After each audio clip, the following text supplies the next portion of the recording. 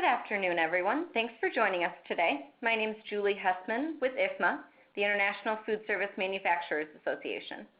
As a reminder, this call is being recorded, and we will post the recording to our website, ifmaworld.com. So if you want to access this recorded webinar later or share it with any of your other coworkers, it will be available within the next week or two. I'd like to welcome you back to our Post-Marketing and Sales Leaders Forum webinar series. And today I'm pleased to introduce Pete Bachman from Foodmix, who will be discussing your brand's digital ecosystem.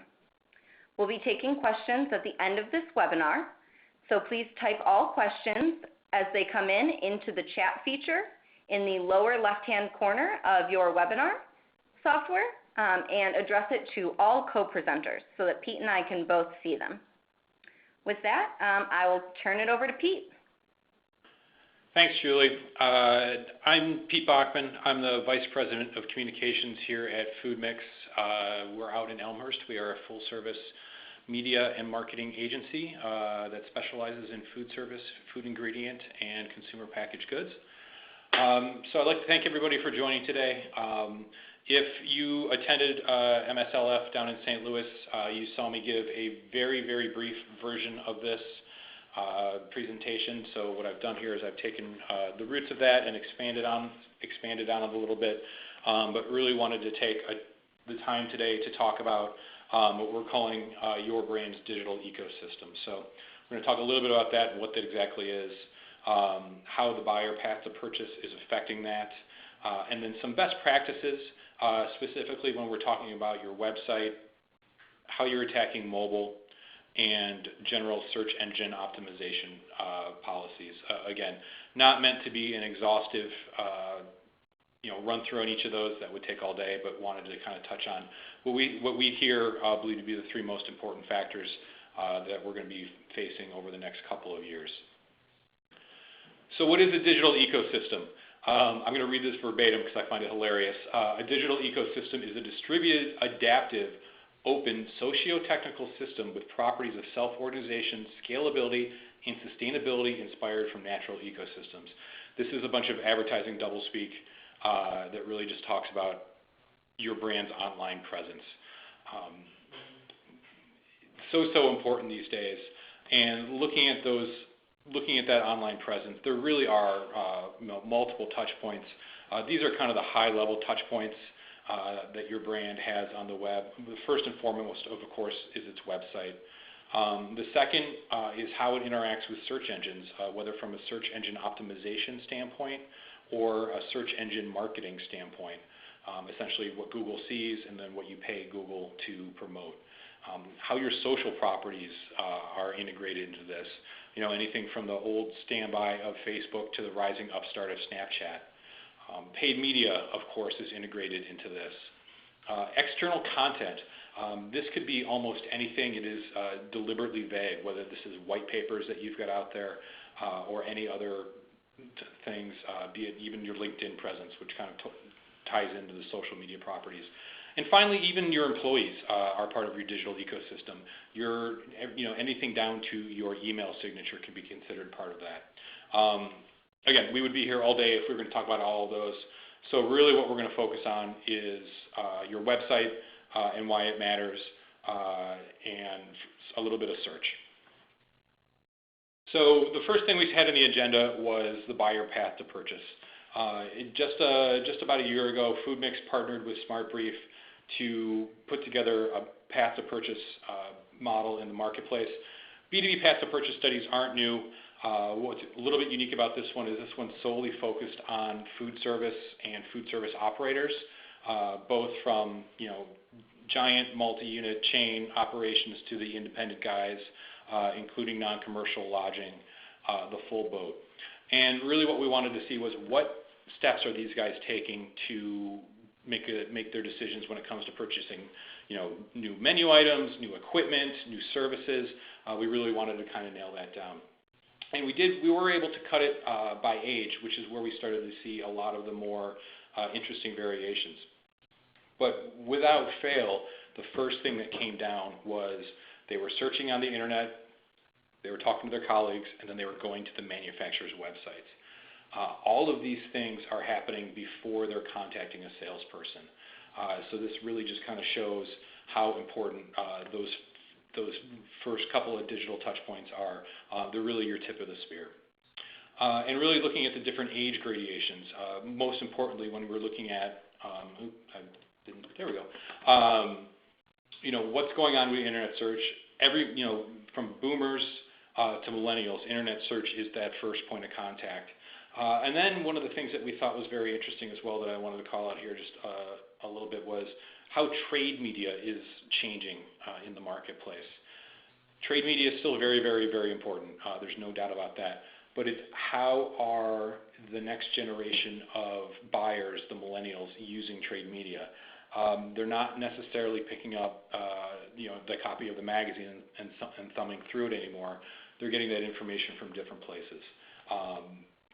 Whether it's from trade shows or social media, those are a little bit further down the spectrum, but the trade media, the old stalwart, is no longer really that first point of contact. And as I mentioned, this is because buyer demographics are changing. This is from a Google Millward Brown study of all B2B buyers, so it's not necessarily just food service, but I think it can kind of give us a little bit of a window of insight into what we're going to be looking at over the next couple of years, really. You can see here, in 2012, it was a relatively even distribution across the board, a little bit smaller in the 55 plus set, but otherwise relatively even. In 2014, that has shifted greatly. As the boomers exit the workforce, those positions are being largely taken by the millennials, primarily because that's where the population is. So we're going to continue to see that blue bubble get bigger and bigger and bigger, and we need to make sure that we are adapting our messaging, our online presence to that younger audience. So with that, let's take a couple of seconds and talk about your website and what it means. Really, your site is your hardest working asset.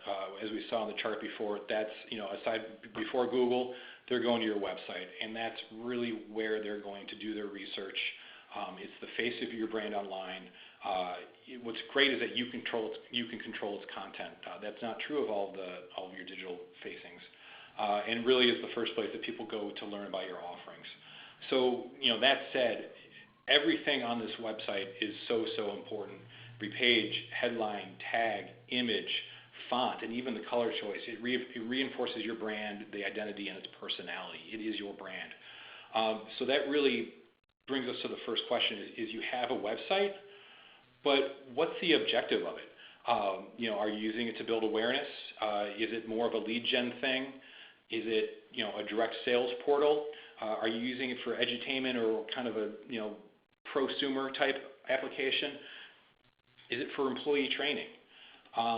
Really most likely it's a little bit of all of the above. So when we're taking that website design, you want to kind of take the goals into consideration. Hand in hand with the goals are the audience. So who are we talking to when we're putting this website together? When we're looking at some of those objectives, it's very much internal and external stakeholders, so be it internal sales or distributors. We know that your sales forces are probably huge, but there's always going to be a couple of customers that they just can't reach. So, they're likely going to be one of the audiences for this site. Channel or segment, are we talking about, commercial, restaurant, chain only? Are we looking at non-commercial? Those are some things to take into account. Is there going to be a password protected section or a gate? Is there information that you want to lock down? Something to consider. And again, that e-commerce component, are you doing in direct sales? In our world, it's not necessarily as relevant, but it's definitely something that can be considered. And really knowing who you're talking to is very, very important because once they're on the site, you've got a very, very brief window to engagement. Anybody that's ever read any Google Analytics reports, as scintillating as they are, sees bounce rates of anywhere between 40 and 80%, and that's standard. Once somebody is on your website, you have a very, very brief window to get them to interact with it. And that's because they control the relationship. People are people. We are born of chaos, so you really can't hope to control this experience. You can only hope to guide them through the site in, by being as directed as possible. And there's really three primary ways that this goes about: is navigation, how the site is laid out from a user interface standpoint.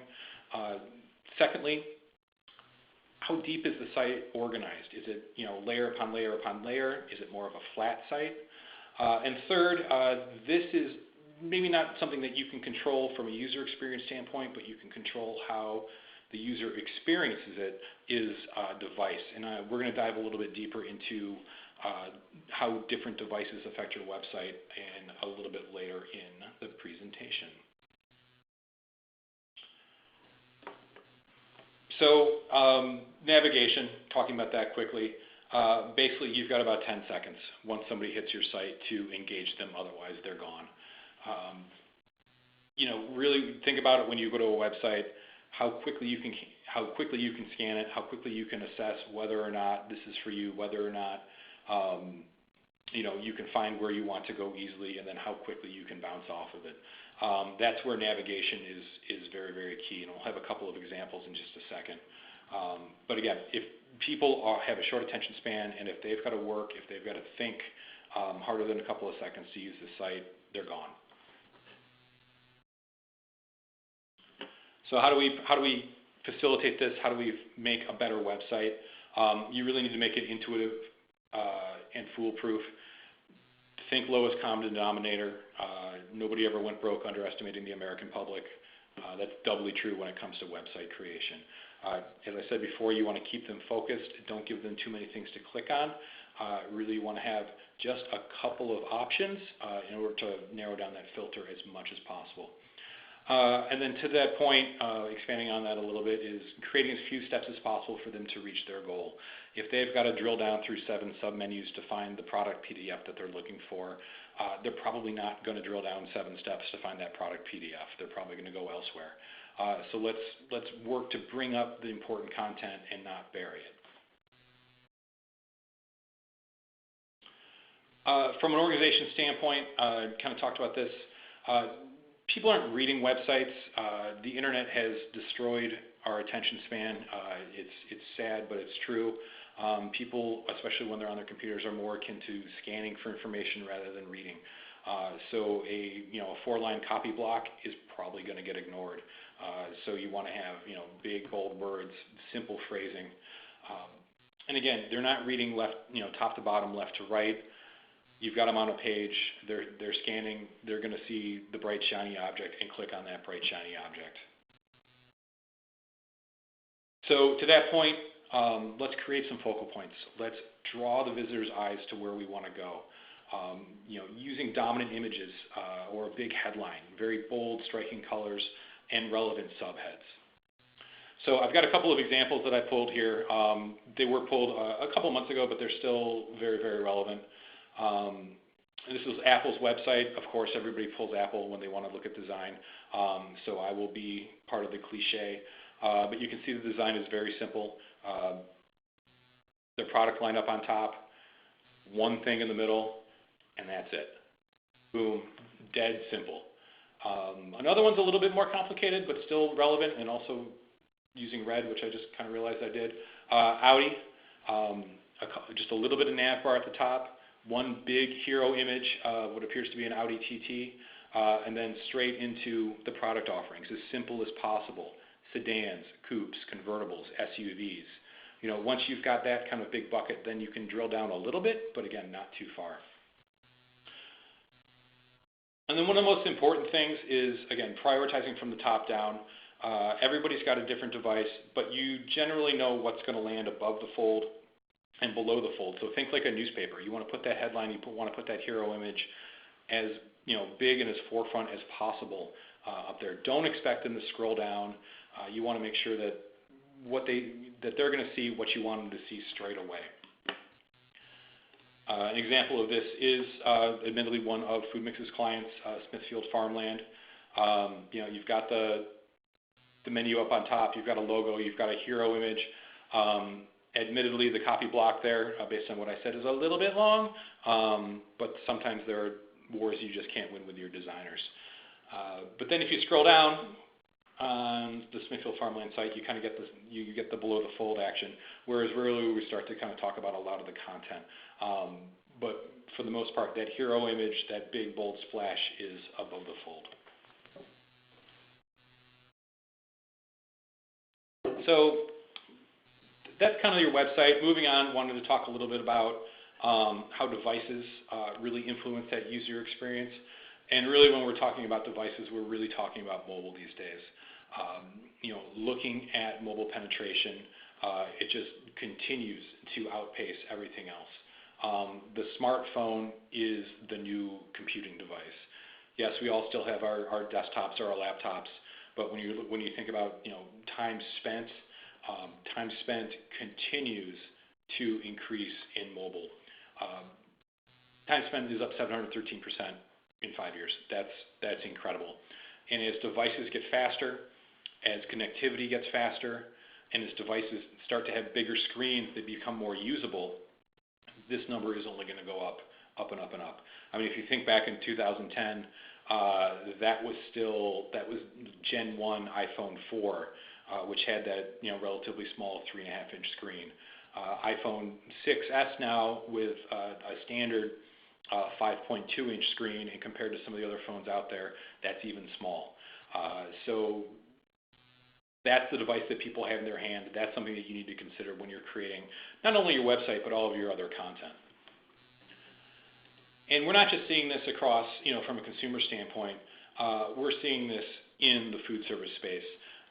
These stats were generously provided by Penton, but what we've really seen is that our media partners are seeing large portions of their traffic coming from mobile. More than a quarter of nation's restaurant news, web traffic is coming from a mobile device. That is a absolutely huge number, and not only does it mean that they need to start thinking about their content differently, it means that we need to start thinking about not only our website, but how we advertise from a paid media standpoint differently. And mobile is a little bit of a marketing challenge, both for publishers like a Penton and advertisers like us. Screens are getting bigger, but they're still very small relative to what you've got on your desktop or your laptop. Correspondingly, the ad units are smaller. They can only take up so much of that screen without being way too intrusive and being a bad user experience. I/O with the touch screens is still going to be difficult. There's always going to be that dreaded fat finger where you click on something that you didn't mean to, and it completely ruins that user experience. As well as the continued somewhat dysfunctionality of some of the food service-based apps. They're starting to mature, and in the light of responsive web design, they're becoming less relevant, but they're still kind of not quite ready for prime time. Looking at the units, here's a couple examples that I pulled. They're small. You look at the Hatco ad. This is a pop-up that comes up. You see just in the upper right-hand corner, you've got that X there, and I'm sure everybody's experienced this. You try to hit that X, you accidentally hit the ad, and for the next 10, 15 seconds, you're kind of jumbled up trying to hit the back button, trying to get to your content. And then on the right-hand side, we see a Tyson ad. Not to call Tyson out specifically, it was just one of the things that popped up. But that's a 300 by 50 ad, and there's quite a lot of messaging in that ad. So when you're looking at the canvas, you need to make sure that you're using it correctly and kind of looking at what can we really fit in there. Mobile applications, I don't want to harp on this too much. I feel bad. But they're just not quite there yet when you're looking at it from an advertising standpoint. Adoption has not been huge. People in the food service landscape are tending to still use the websites or newsletters when they're looking at mobile consumption. And then stability has been an issue. They're just kind of crashy. So again, I just said this, but this is really less of an issue now that most publisher sites are going to be a little bit more responsive. But we'll talk about that in just a second.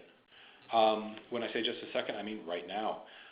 Responsive design, for those who don't know, responsive design is technology that's used to build websites, and really it has many, many advantages. These are just four of the biggest ones. It allows for that cross-device compatibility. As we mentioned before, people are using tablets, they're using their phones in addition to their desktops and laptops. This allows for one site to rule them all. You don't have to maintain a separate mobile website. And because of that, you know what that user experience is going to be across the board.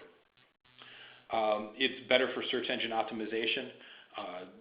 Google last summer went to a search engine rule where if you didn't have a responsive website, you were penalized.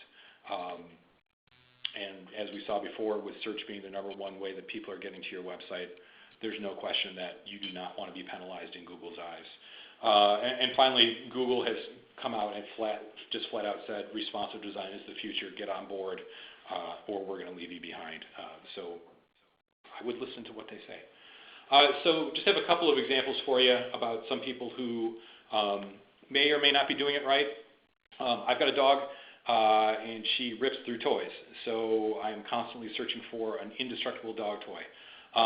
Kong makes pretty good toys. You can see here, I got a fluffy, wet lab with a charming child.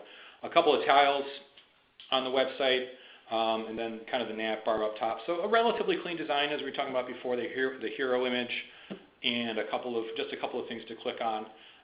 However, when you look at it on mobile, it is a hot mess.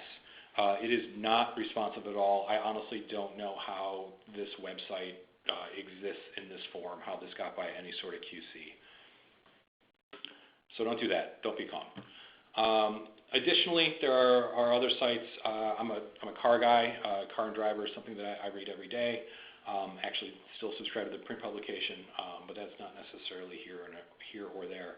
Another pitfall is potentially having a non-responsive site. You can see Car and Driver being a bit more of a news-focused site. They're trying to cram as much in there as they can. But when you look at it on a phone, on their non-mobile site, it is absolutely incomprehensible just because it's so small. So those are two kind of the pitfalls that you want to try to avoid with a non-responsive website. Here's an example, again, using one of Foodmix's clients, Hummus Plus. It's hummus and chicken combined. If you can find it in your local retailers, you should try it. It's delicious. But again, very simple site, big hero image, just a couple of nav points. And then when you translate it to the phone, it's a little bit of a much cleaner design than the past two examples. So again, using responsive design to facilitate not only your search engine optimization, not only easier web maintenance, but just make it easier for your customers to navigate with their phones. Moving on to our friend Google, the always kind of fun feeling lucky. With Google, you definitely don't want to feel lucky. You want to know what you're doing. You want to have a very, very sound strategy. Search engine optimization, what is it? It's improving the internal and external aspects of a website in order to increase the organic traffic driven from search engines. So really what you're trying to do here is you are trying to raise your company's presence within those search results, whatever they may be for your company. If somebody types in cellular phone, Apple probably wants to be up there first. I don't know why I used Apple again, but there you go. So why is this important? I feel like I'm hammering on this one, but it is the single most important thing that you guys can do. We know that everything starts with search. A couple of random statistics. 68% of those searchers are going to click on something on the first page. So being on the first page is paramount. I don't know how you all behave, but from a focus group of one, I rarely go past page 2 because I feel that if I have to go past page 2 to find what I'm looking for, I probably searched incorrectly, and that kind of goes back into that feedback loop. And there we go. Only 8% of people go past the first 3 pages. And honestly, if you are not on the first 3 pages of whatever search that you feel is relevant to your brand or business, then something is wrong because that needs to be optimized. So this is a little hyperbolic at the bottom, but really, Google is going to be the first point of contact, so it really should be given as much attention or more than your salespeople. if you are not spending adequately on web optimization and web metrics, then it's going to come to bite you eventually. Not only from just a straight up findability standpoint, it's also a credibility thing. 39% of searchers considered companies feature them at the top of the natural search engines to be the leaders in their field. If you come up first, you're probably the best. It's intuitive, but it's true. So how do we do this? I mean, there are multiple ways. We could, again, have a whole afternoon on search engine optimization, but just a couple of quick points. Search engines love new content, and that is one of the single biggest things that you can do to your page to increase rankings. Updating websites is expensive. It can be cumbersome, but there are inexpensive ways that you can do to make it happen. Again, continuing to feed Google, let the spiders see new things. Not only that, but our target, people love new content. This is especially true when you're running a little bit of a continuity digital media campaign. If somebody clicks once and they don't see what they want to see on that site, they're probably not going to come back no matter how many times they see that ad again. So one of the most important things that you can do with that as well is continue to test and optimize your digital media placements in order to keep that call to action fresh. I know that's not directly related to Google, but it's also important.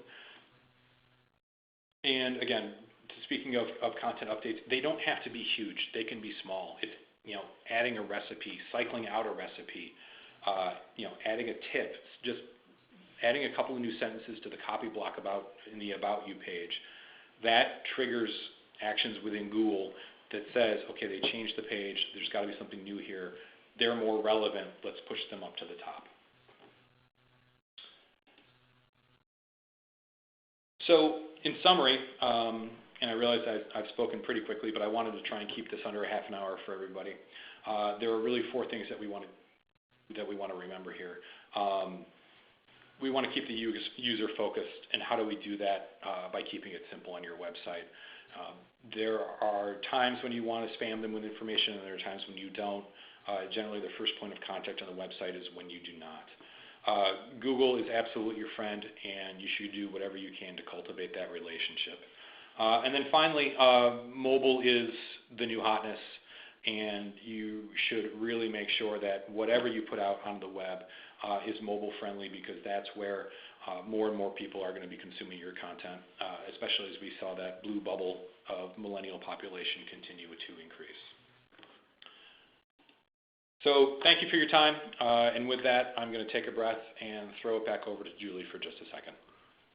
Pete, thanks so much. So as Pete said, that's the end of his formal presentation. So now I'd like to turn it over for any questions that you guys have. Again, if you have any questions, please type them into the chat feature on the webinar software and send them to all co-presenters. And Pete and I will both get them, and then Pete will have a chance to answer them. All right, Pete, I have a question for you. All right. How often do you recommend measuring and kind of reassessing these different platforms that you've been talking about? That's a really good question. When it comes to web metrics, there are 2 schools of thought. I generally like to look at the Google Analytics reports for a website on a monthly basis, just to make sure that there aren't any precipitous drops, or if anything is just honestly flat out broken. Again, you could do it more often, but without a big enough data pool, it's going to be hard to tell, looking at minute changes.